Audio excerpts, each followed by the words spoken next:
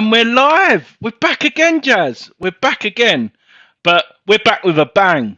We've got one of the best people on the panelists on the best West Ham YouTube channel, in my opinion, West Ham Fan TV. We've got Scott Collier in. We've got Scott in.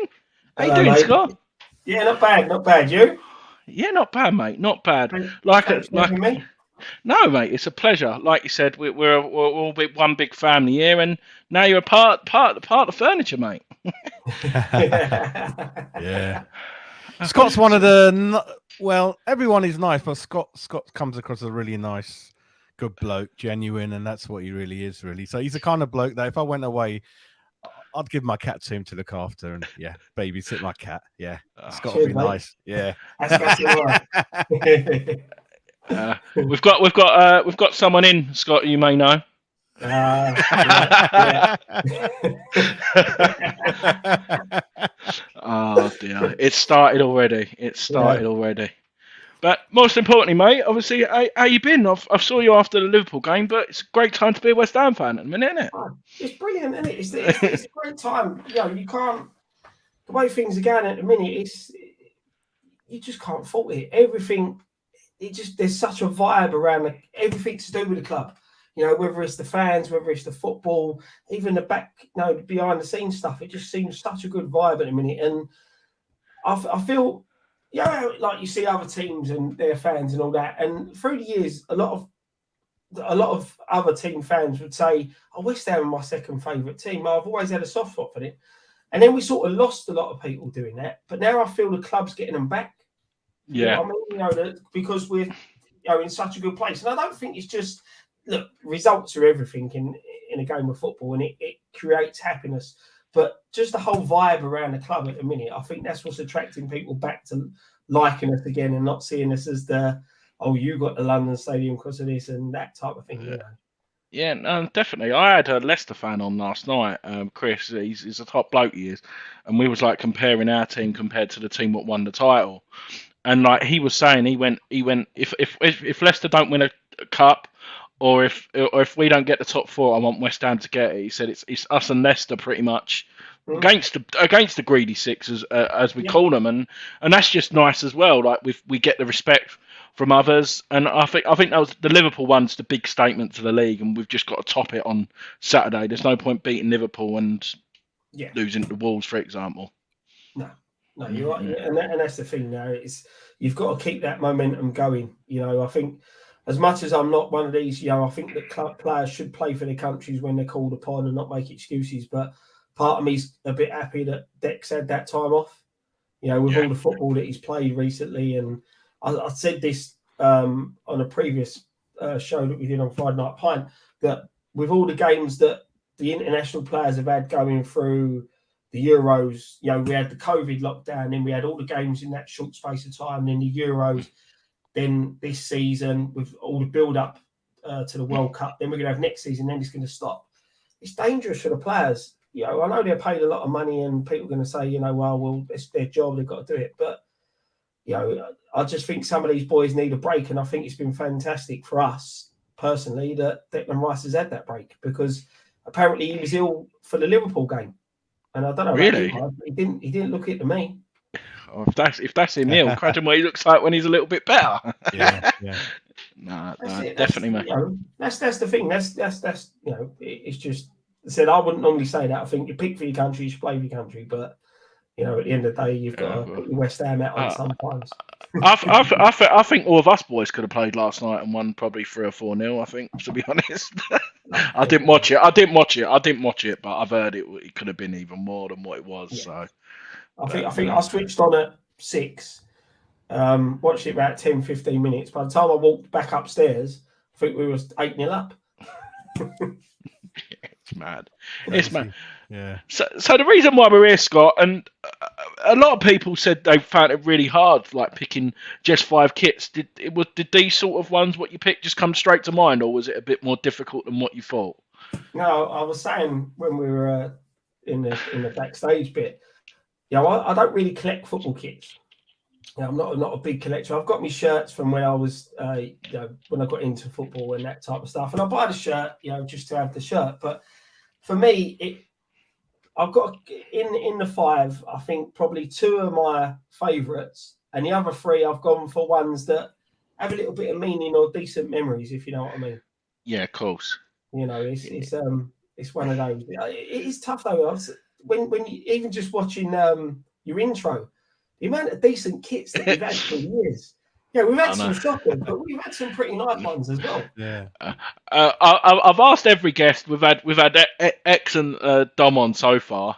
What did you reckon of Reebok? Did you hate it as much as me? I thought it was shocking. I couldn't stand it, to be perfectly like. I know I won't spoil it, but obviously it's not like you've gone all out Reebok. For me, it just didn't feel right. It felt good, like cootie. Do you know what I mean? I know what you mean, mate. I know what you mean. Yeah, as I said, we had some shocking ones, but the couple were all right, weren't they? You know, but I think they're all right. I think it's all right. Yeah. Some of the, you know, for me, I think the Adidas ones have been some of our best. Yeah, I like that one. Like the one Jazz has got there, like the stuff, like the tops, like that. It's just, it's mad. This is 1981 League Cup final. Yeah. Wow. Yeah. It was good because I was talking like when I was trying to work out, you know, what ones I wanted. I was chatting to Graham at the same time, and you know, he was into football. You know, he's a little bit older than me, and he was into football before me. So some of the ones that he's going to have lined up should be good ones for you. Because I was chatting to him about it. So. Yeah, no, like I said, though, mate, it's like you never know. I could have all of the pony ones if I wanted. Like you could go there with the first 5 kits I bought. Like it's mad. And like you said, the kits do mean a lot. And Hammerhead, I totally agree. I can't wait for the Premier League to start, and I'm looking forward to my first time going to Molineux, so I'm really looking forward to that one. To be honest, I hope it was better than my first time there, mate. I really do. My first time up there was a 3-0 loss. Yeah. Ryan's done this to me twice, like on previous shows, and he's done me again. And I'm gonna have to put this comment up straight away. He always gets you with a comment. He's probably sitting there now laughing, probably eating a pack of jelly babies, laughing to himself. He was too young to remember. Yeah, he was too young to remember. You have to be fair to Graham. I think he was a 1 or 2, really, really young.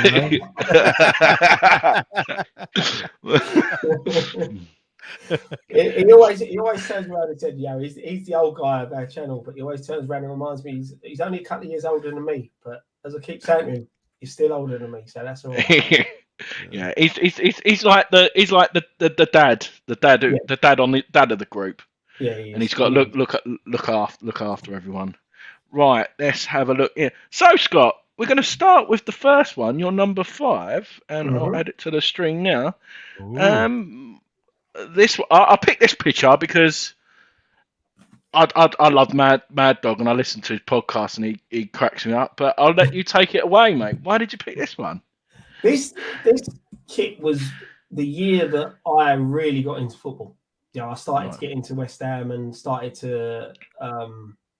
You know, obviously as a kid growing up, my brothers were West Ham fans, and I knew about West Ham, but I didn't really get into football till I was about 10, which was sort of the World Cup 90 era. You know, around that time, that's when I started getting into football. But this was the first time the first season I really got into West Ham and you know, got the bug.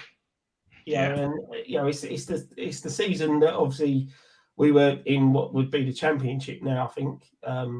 You know, pushing to try and get into the Premier League, and that last game of the season was the against Cambridge. Yep. You know, we needed. I think we needed to win 1-0 to confirm promotion, and I think Davey Speedy put us 1-0 up, and then was it Clive Allen scored the second, I believe. Clive did score that game, yeah. Yeah, and you know, and you know that the fans running on the pitch. I saw that on telly, you know, and that's when I can honestly say that game was the one that gave me the bug to want to go. Yeah, you know, I can imagine. To get into football more and take more of an interest in football and start going. So I thought, you know, as I said, not been a massive kit collector. That's a good kit, and you know that's the one that, as I said, is always the memory of me feeling the passion for West Ham, if you know what I mean. Yeah, Scott, that year when we went down, it was lucky for me because I didn't used to go. I live out west, and nearly all the games were on ITV. If you remember, on the Sunday, wasn't it? I think used to yeah, happen. Yeah, yeah. used to 'Cause watch them all. Yeah, Was it called the big? Was it called the big match? Like when they call them back on ITV4, they call them the big match. Is that what it was called when it was on the Sunday? it used Or to be not? in the 80s. It was the big match in the 80s. What used to happen Yeah. is year by year they would rotate. So one year the big match would be on Saturday evening on ITV. Match of the day would be 2-3 in the afternoon on the Sunday. Then they would switch over again. But I think by the early 90s, perhaps it wasn't called a big match. Probably something else. I think. Yeah. Yeah, Kent would probably say that. And I remember, do you remember when Match of the Day was gone? It was called the Premiership, and it used to be on at like 8 o'clock, and then it used to chat. It was Des Lynam, wasn't it, on ITV? It used to be. I remember that. That was dreadful. That was when you used to get to a good bit in the match, and they go, "Yeah, we're going for a break now." Wasn't it? It used to be like that. It's mad. I must admit, it's the only one good thing with Match of the Day on with the BBC where they don't have any adverts. You know, that's the only plus side to it. It's it's good to just watch, even though they don't like us and they always try and put us on last whenever they have the opportunity. And but it is better not having them commercial breaks in between shows like that. Yeah, no, definitely. Yeah, Glenn was saying, yeah, the big match, and yeah, Brian Moore was the host of the big match. Yeah, and Jimmy Hill on BBC. Yeah. Yeah, cool. Sorry, Scott, I interrupted you with that. Is there anything else you wanted to add for this kit, mate? Or is that... No, that's really it, mate. That's what I said. It was the first one that gave me. Sorry, mate, I've got to turn this phone down. That's all right. First one that got me into football. That's why I had to pick it. You know, any player you'd associate with that shirt being one of your favourites around that time? I think Dix was around. I mean, Dix was around, wasn't he? He was quite main. Morley, Clive Allen, Kevin Keane. As I said, it's when I first started getting into it. So it was always. Do you know what? It was probably David Speedy because he scored that first goal.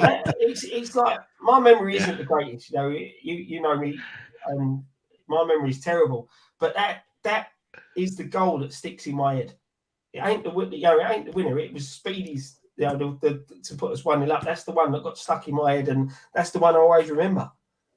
Oh, yeah. Now, here we go. Kent, knowledgeable Kent. 0203 was Premiership on ITV. Yeah, wow. Kent is someone who's got a very good memory. He seems to remember everything. Yeah, I know. and yeah, just to add, Kent, I'll give you an acknowledge. I'm absolutely buzzing. I got my ticket for Spurs, mate. I'm absolutely buzzing for Spurs in the cup. I'm going to leave straight from work and go straight to the ground after that. So yeah, I'm really looking forward to it. And what was that? Yeah, Brian Moore was a great commentator. Mm-hmm. Yeah, Mark Robson was quality that season, and yeah, Glenn Speedy missed a lot of sitters. So Scott, we'll move on to number 4. I had to get this picture in. Cup final. If only that match was 89 minutes long. I know, mate. It's probably one of with this kit. It was one of the best moments since I've been watching West Ham, and probably one of the worst. You know, getting to a cup final, being in that opportunity to win it, and then having it snatched away from us. That was the biggest roller coaster of emotions that I think I've ever gone through. Supporting West Ham for me, and it weren't a bad kit. It was a good kit, but it was just that it was it's the memories associated with it. The fact it was the away games, wasn't it? So you had Man City, obviously. Then we used it at Villa Park and stuff like that. Scott, I ask everyone this when we see, and obviously I don't remember we've had a conversation like when we was in the car up to Newcastle. But just how good was Dean Ashton? He was ridiculous, wasn't he? Mate, you can't. It's hard to compare with players, but it's such a loss of a talent. That guy, a lot of people probably, some of the younger generation of West Ham fans wouldn't have seen him. And he's probably out and out the best striker that we've ever had. Yeah. And, I know that we've had some really good players who play up front, but his ability and what I feel personally, what he would have gone on to achieve in the game if he hadn't have picked up that injury, we wouldn't have kept him. We know that, you know, he would have gone on for bigger and better things, but he was phenomenal. And I think if you look back at Noble's testimonial, the fact that he still knows where the back of the net is in, you know, even with the injury that he's got, just shows you the quality that he had as a player. He was brilliant, and he's one of the, you know, the outstanding memories of that season, because that season, you know, it wasn't the greatest of seasons, was it? We stopped Spurs qualifying for the Champions League, if I remember rightly, last game of the season, beating them. So they ended up in what is now the Europa. And we picked up a couple and that's what Kent said. Yeah, away to Arsenal. You always forget that season. You always forget that result. Really. Was that the was that 3-2? That one. Yeah, that's when Zamora put Sol Campbell on his arse, didn't he? That was it. Yeah, And Campbell left at half time, didn't he? If I remember rightly. Was that the one? Yeah, that's it, mate. Half time? It was 3-2 that one. Yeah, Rio Coca, Zamora, Etherington. Yeah. Yeah. That's it. You know, that season wasn't a great season, but there was some good memories, and then obviously the heartbreak that, you know, we've all had to live through. And I've still never ever watched that goal go in again. No, you know, I've avoided it. Yeah, You know, it was. It's great memories, mate. And like you said, I know we would come out the unfortunate, but I think that goes down as probably one of the best FA Cup finals, though. For obviously, unfortunately, it didn't go for us. Obviously, I've put this man up here, and I might put. But is there any other players apart from Ashton who pops your head out? Who was like that? He was really good that year for this, or is that? It's got to be Matty Everton as well. Yeah. Matty Everton. Ben Yoon. Yeah. Yeah, you'll see. Yeah, you know, I think did Airwood finish top goal scorer that season for us? Yeah, he got that. More or less. Yeah, he smashed that goal in the semi-final as well. What a feeling that was when that went in as well. Yeah. You know, again, that was another side. We had some decent players, and we probably didn't fulfil our potential. But you know, like we were saying earlier on about when you look at the squads that are winning things, and we've like we said about Leicester squad that won the Premier League. You know, you look at that squad there. That squad there should have won that FA Cup. Yeah. You know, at least won that FA Cup. It was a fairly decent squad. We were playing some good stuff. Yeah, we went on and had probably a better season in the league, didn't we? The season after, but it's still heartbreaking to think about it. No, definitely. Kent, I agree here. I don't know whether he would have reached, because I think he would have stayed in. I don't know whether he would have met Alan Shearer, but he would definitely be close. I think now he's still only 35. I think so. He probably still would be playing, which is mad to even think. What you got to think as well is he, you know, as much as it pains me to say it, when he would have left us, the service he would have got, because he would have gone to a top side.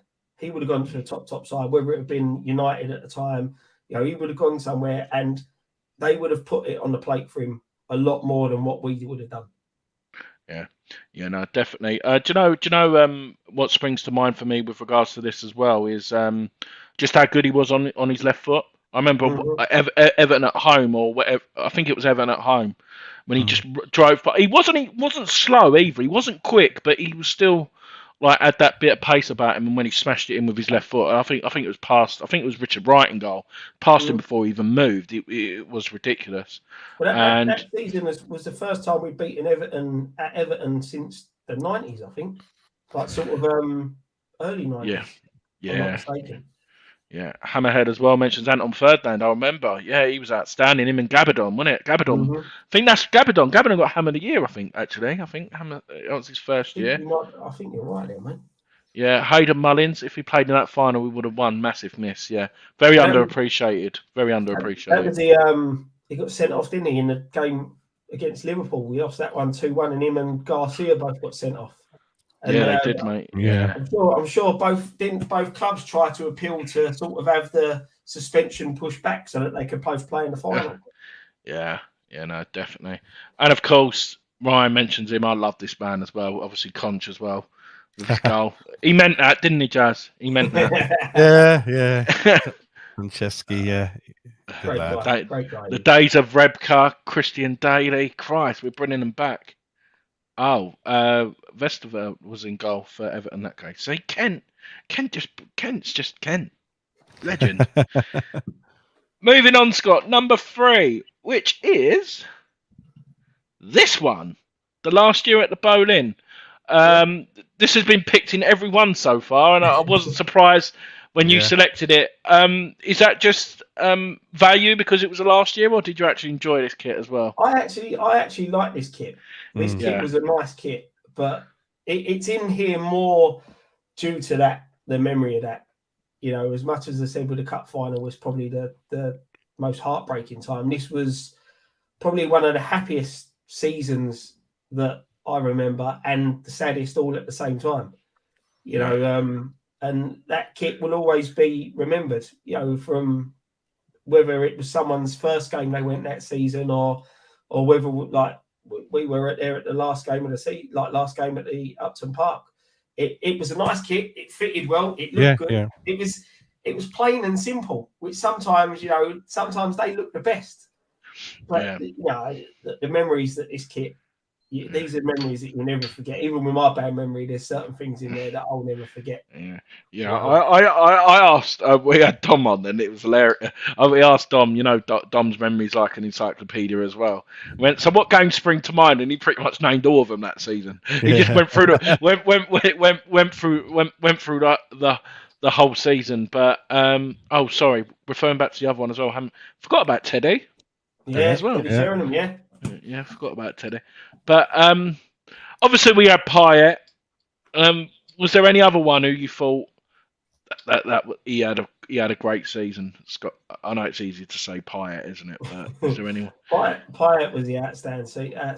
Lanzini, you know, had a good season. Noble looked a completely different Mark Noble in that season, didn't he? You know. Perlo, wasn't it? It was Perlo. Yeah, and that's the thing. It just showed how when you put players around him, he just raises the bar, raises that game. You know, I think Bonner had a good season as well. He was solid. He's one of the standout memories for me in that season was his winner against Liverpool in the FA Cup. Yeah. You know, that was one of the outstanding performances for me at Upton Park. You know, it's there was some good memories there. Roy didn't pick Noble for England. That was shocking. And half the England team that year was Liverpool and Spurs, I think. And that's the thing is I think with Nobes, his time was there, and I think he just had the wrong managers in place. Yeah, you know, as much as I can criticise Southgate sometimes with his tactics, at the start when he first came in, he picked players on form, and I think if he was the type of guy that was in charge back then, Noble may have got his call up to the England squad. You know, he fully deserved it. Was that the season Creswell and Antonio got called up? I think Antonio's the only one who's been called up by England. I think Allardyce was the first manager, I thought, to call him up, wasn't he? Or maybe wrong. I couldn't remember whether it was that season or this. Well, I'm sure Creswell. I think Creswell's debut was against Spain when we drew 2-2. I think at Wembley, he come on for like 12 minutes. I think, but. Carroll, he don't get the credit he deserved that season. Obviously Kent mentions it as well. Obviously Ryan's just said Noble was obviously unreal, but that Chelsea game when he got his first goal back from his injury, but he sort of went on like 12 or 13 games where he was constantly playing and a nuisance. Like everyone says they can't stand Andy Carroll, but on his day he's unplayable, man. He really was. That's the thing. It was on his day. You know, I think we all got fed up of saying it when he was playing for us. It was if he stays fit. You know, he was. I think was that the. He scored a hat trick, didn't he? That's all the 3-3 Arsenal hat trick. I was just going to say the 3. You know, and you saw there how good of a player that he is when he's fully fit. But it's just he's just unfortunate he kept getting injured. He's playing for Reading now, isn't he? He signed a deal till January. Yeah, so we'll see how he does. I think that could be a bit interesting because normally it takes him about 10 games into the season to get going, so he ain't going to get that, is he? Well, at least he can stay in his house because he hasn't still sold it down here. So at least he's back to Epping. He's probably commuting from there every day. I think one of the houses was for sale. Yeah, one of them was for sale. Yeah, Thingy Stewart's old house. He still ain't sold it. He's dropped over £1 million. Was that the one where he had the mirrors all over the bed? Yeah, it looks weird, doesn't it? Yeah, and is it the foot? He's got a tennis court or something in there as well. I think one of the or in the back car. Rod Stewart used to have a football pitch in his back. Yeah, that's it. Football pitch. Yeah, football pitch. Yeah. So there we go. Let's just mention other. Obviously we were. Oh yeah, was we in this kit? Everton away. Yeah, we were. When Pyatt scored the winner. Obviously, I remember that. Chiarte had a good season. Yeah. Saka. Probably the last good season Chiarte had for us. I think was that one. Yeah. Sacco for me. Yeah, he just lost a bit of his head. I used to like it. Yeah, Scott, you're right. Creswell did get the call up, and Kent saying Antonio got called up by Big Sam, and Carroll's hat trick. So Scott, this is the second time this kit's this is the third time this kit's been picked. Everyone's picked the next one as well. This one. That's popular, yeah, Adidas. Yeah. That's popular. I've picked this one, and this was the 3-1 win at home to Liverpool. This was a celebration when we scored. Why'd you like this one, mate? Is this just because it looked good as well, like everyone else? Pretty much. Yeah. This is one of my favourites. This is what I said. Adidas made some nice kits. I think this was sort of I think this was when it a tip to one of the old 80s kits that we had. 86. So. Yeah. 86, yeah. Yeah, I mean, that weren't a bad kit either, but obviously I never saw West Ham playing that, so I couldn't pick that one. So, this is one of my favourites. And, again, a good fitting kit, a nice kit. Adidas has said, I think Adidas have made some of our best kits that we've ever had. And, there were some decent games in this season. We had a good first half of the season. Put it that way. Yeah, obviously we'll finish fourth. The one thing is, though, I agree. I love the top, but I just don't get the shorts with it. Yeah, they do. It just doesn't. It just don't look right. Do you know what I mean? Like, I love it. Like, if we had the white shorts, I think it would look better. Obviously, this was Sam Allardyce at his best, putting Stuart down in as a number 10. He turned into ridiculous. Did he get a call up, or was he close? Yeah, no, he got a call. So going with my memory again, obviously he moved. I think Carroll did we have Carroll at the time, and he got injured, and we had to play. He was forced to play Sacco and Valencia up front. Yeah, that was it. Hit the ground running, and Downing slotted in as that number 10, and we were unplayable. Oh yeah, I remember now. Yeah, we were playing when he was forced because we didn't have. I think Nolan was injured as well. Yeah. And we had to pick that side, and Roy called up Downing into the squad and he'd been playing that number 10, and straight away moved him out to the wing. And then I think as soon as Nolan and Carroll were back, he reverted back to the one up top, and that's why I think memory serves we were top four. Fourth at Christmas, yeah. We beat Swansea at home, didn't we? Yeah. And then we only won, I think, 2 or 3 games after that. Yeah, and that's when we bought... we had Marfatano as well. Yeah. Obviously, this was Sam's last year. We had Alex Song. That was his best... One of his best... Alex Song as well. Obviously, Valencia, like you said. Sacco. Winston Reid before he got injured. Carl Jenkinson. This was Carl Jenkinson's first season as well, I think. Yeah. This was another side that potentially could have done a lot better than what it did. Yeah. If you know what I mean. I think it was. I'm sure we got the sort of Christmas, didn't we? And then that's when they told Allardyce he'd be out of a job in the summer, and he lost interest, and the players lost interest, and it just snowballed from there. Yeah, a lot of defeats after that, in January onwards. Loads. Is that when we got them players on loan, them weird Italian people? Or was that the season before when we were struggling? Do you remember we got, is it Noscerino or whatever it was? That was before. Probably when Zola was around, not sure. Yeah. Kent would be able to tell us. Yeah. Obviously, as well, we were actually in that kit. Valencia's goal away at Hull. That was a rocket. That was, wasn't it? Yeah. Another one. Yeah, another player. Yeah, I think that was the first year at the London Stadium. But yeah, I see what you mean. Like Edmilson Fernandez. Why do we say he's sort of smashing it now? I think is still. Yeah, Kent Downing got a call up. Played at the top of the diamond for England. Played him wide. We beat Man City in the run. Saka went on. Yeah. Maro Zarate. Wow, forgot about him as well. Forgot about him. Yeah. And yeah, like Ryan said, beat City at home 2-1. That was the Saturday lunchtime game. Marfitano set up Valencia, and Sacco scored past Joe Hart, and then we was a bit squeaky bum time because David Silva scored, and then we held on. But yeah, some good results there. That was a good defensive performance that season. Yeah, that game. Season before the Italian too. Thanks, Kent. Yeah.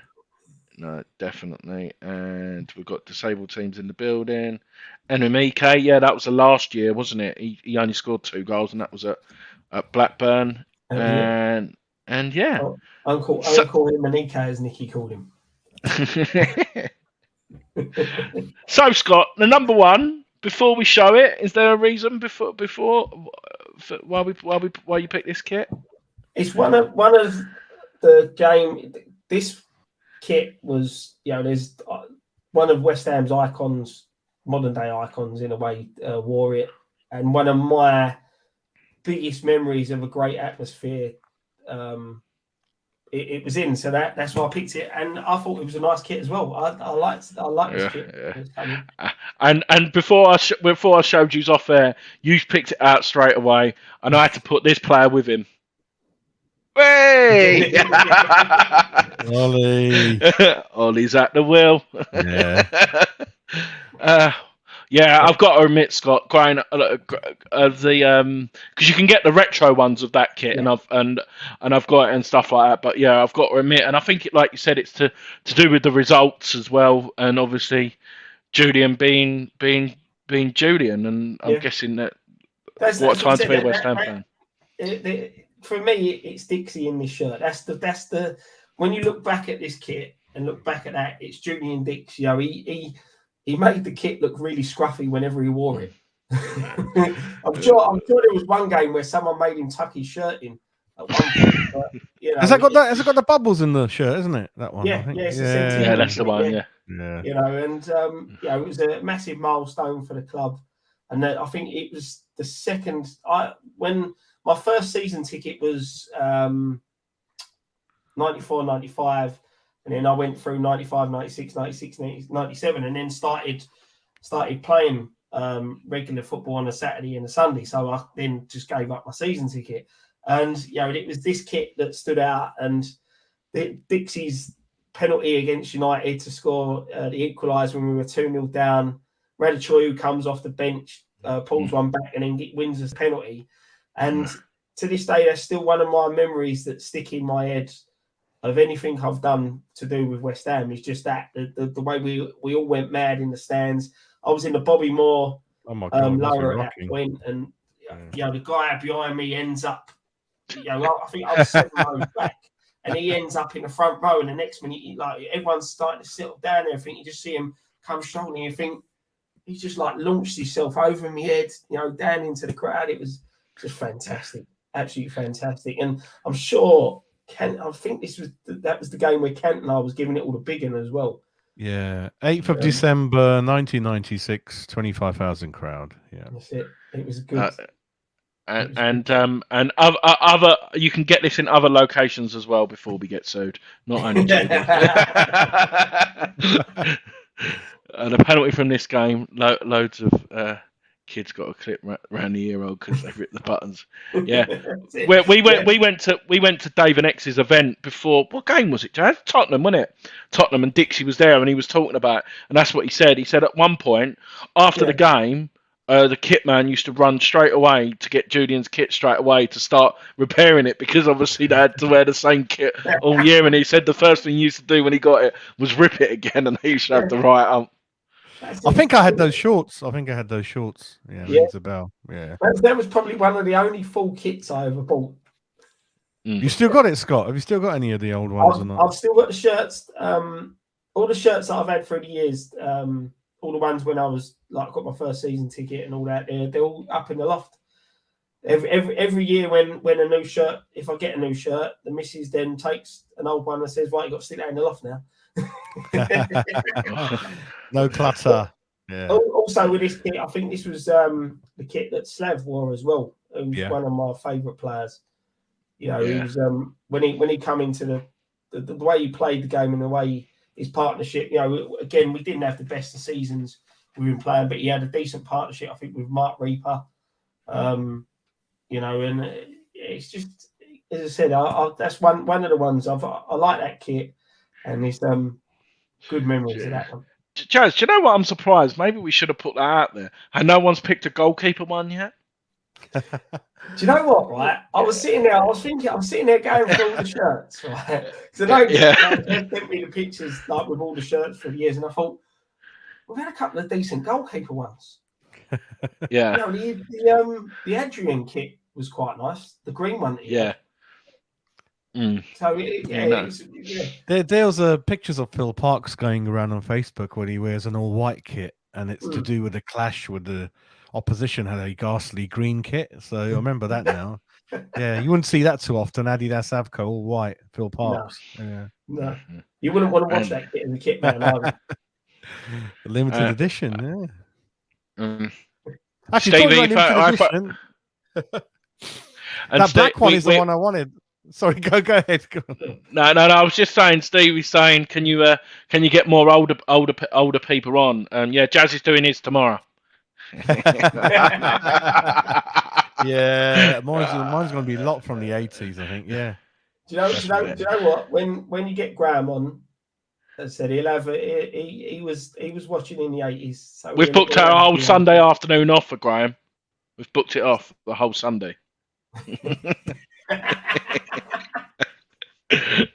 We're just going to go away and just move him on to it. Yeah. No, we love Graham.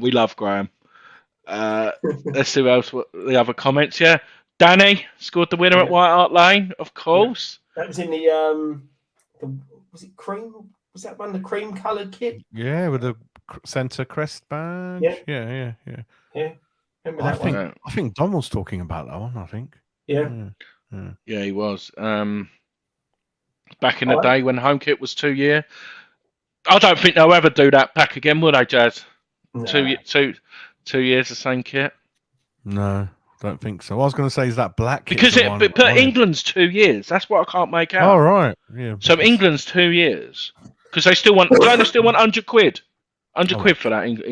Even though it's different if we won or anything, you could probably still add that value. They want 100 quid for an England top for an adult. It's ridiculous. Crazy. I think I paid a fortune at Heathrow for my son's Ronaldo Real Madrid shirt. That was very expensive, that one. Yeah. And as Ryan said as well, Rio and Frank Jr. made that with that kit as well. Yeah, it's mad. It's very flare, like baggy, isn't it? That kit. Yeah, very loose fitting. Yeah, you're a bit rounded. It fitted well. That's good for around Christmas time after you've just had Christmas dinner or something. Oh, you bought me that top. I'll wear that one. I'll wear that one. That's the thing. Like you see all these shirts now, they're all like slim fit, and you know that's fine if you're a young lad playing football regularly or you work out all the time. But for us sort of normal guys, it's a bit like we need them a bit looser. So what's the top side thing where you can pay extra, like 120 quid? So what's the difference? Do you know, like Arsenal and Tottenham and all that? You can pay normal kit like what you can, but you can pay like an extra cost for the actual proper kits what they wear because it's different, isn't it? What the players wear. Yeah, they've got like 3 price brackets like the big clubs. It's ridiculous. It's like 140 quid for like the proper shirt what they wear in the games because it's not like what we buy. Oh, right. Yeah, it's really weird. But you say that though. I've got when we started up Thames Ironworks, we had delays with our kit coming through, and we contacted West Ham, and West Ham. Well, it weren't West Ham. I think we contacted one of the Sullivan boys, and they gave us an under 23s kit. Oh, so no sponsor? Is that no sponsor? There was no sponsor on it, but they were all smalls and mediums. you know, and it just goes Oh, to show how man. thin these guys are. You know, it's crazy, but you know, it's weird because it's the same kit, but it does feel slightly different. If you get what I mean, it's the same shirts that we would get, but there's a slightly different feel to them. Yeah. No, definitely. Oh, Kent's on. See, Kent, you asked him a question. My favourite goalkeeper, it was a black pony kit. Dick's had to wear it at Everton in goal, Goodison Park. That looked big on him as well. Yeah. I think it would, mate, especially with Ludo. See, some of the black kits are quite nice. I like this this away kit and the third kit last year. I love. I'm absolutely in love with them. I think they're Sold top out. notch. Yeah, couldn't get old. Kids got. Yeah, I think 2 of the kids got one. I couldn't get any. Glenn, I'm not even going to read that comment out because Graham's not here to defend himself. I'm not reading that comment out.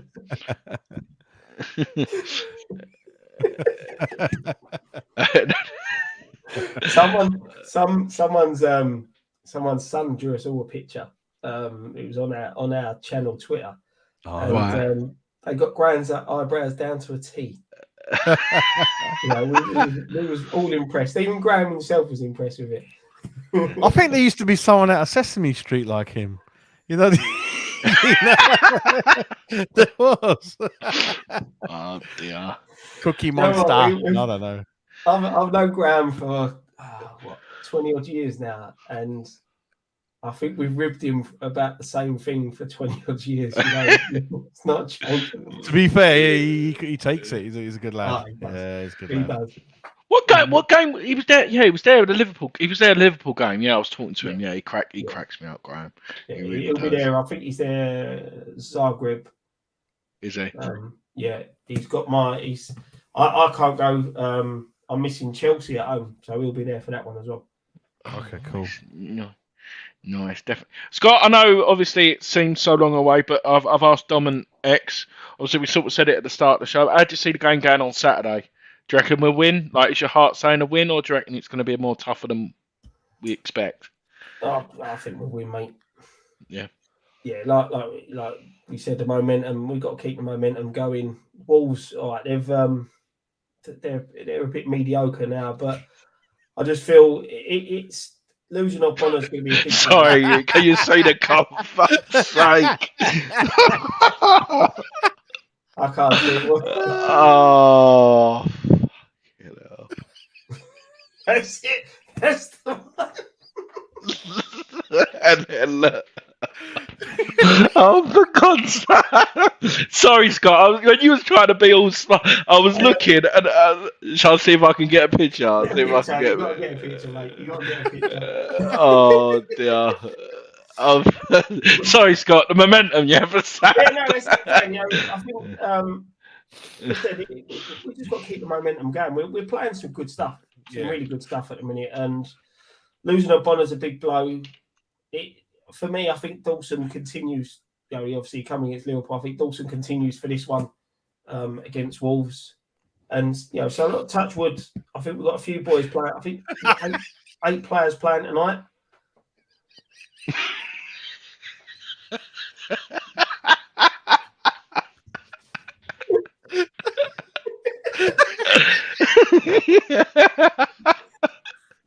Oh dear.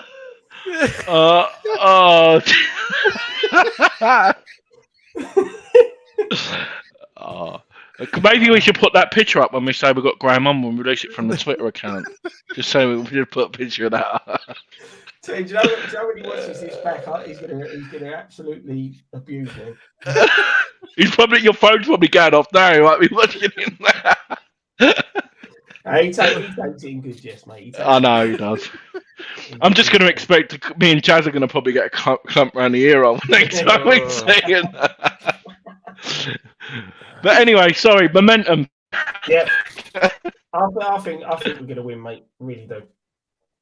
Yeah, no, definitely. Score prediction? Top of your head? I'm saying 2-0. 2-0. Yeah, no, let's have a look. Yeah, well, last season with Lingard, it was 4. Yeah, no, I'm going 3-0. Dad from American Pie as well. Yeah, Graham's a legend. Yeah. I know it. Yeah. I know it. Yeah, look, Ryan's saying it as well. God, we've gone. I can't believe how easy that's the problem with comments on stream but you could be having like I've got to be careful later. I think Jazz might be in charge of the comments because when we interview Chris, if someone says thanks shooting, I'll just start laughing or something.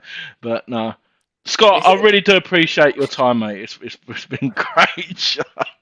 That's all right, guys. It's been a pleasure. It's been a pleasure, and it's like I said, it's always good. We see each other at football, and it's good. And as I said, when you guys asked me to come on, I was more than happy. And just thanks for having me on.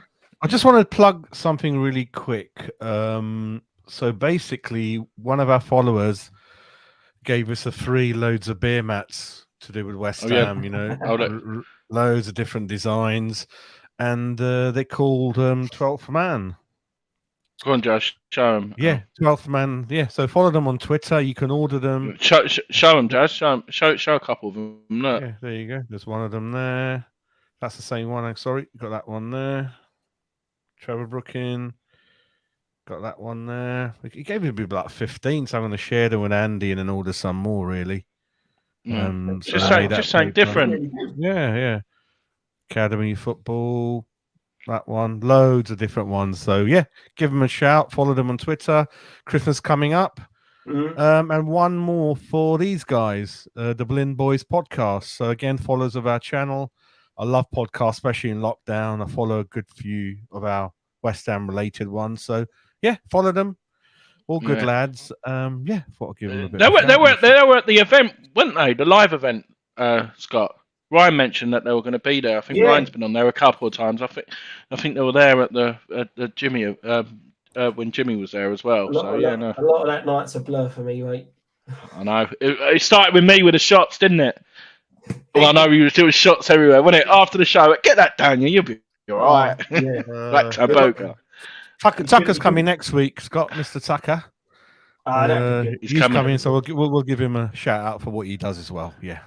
Yeah, no, definitely. He's a good guy, Nick. He's a good guy.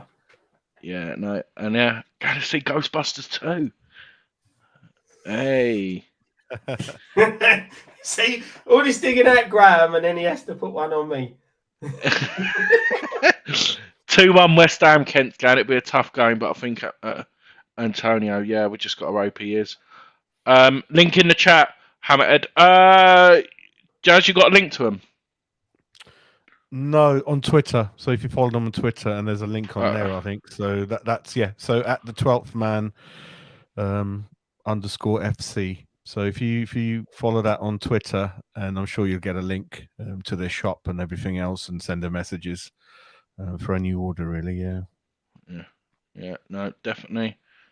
Steve saying, have you tried pie and mash yet at Robbins at Basildon?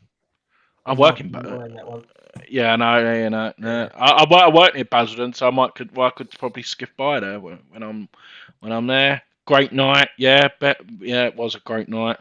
One of the best shows. Thanks, Glenn. Appreciate it, and thank you. Yeah, thank you, everyone.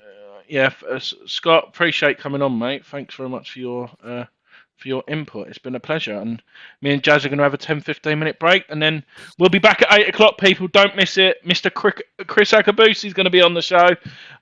Get your ears cleaned out because you might need it. Chris is going to be on form. I'm definitely going to do that. And yeah, Scott, appreciate your time. Good time to be a Hammer, and yeah, we're really looking forward to it. So take care, everyone. We'll be back at 8. Thank you, everyone. Thank you, Scott. Thank you. Cheers. Bye.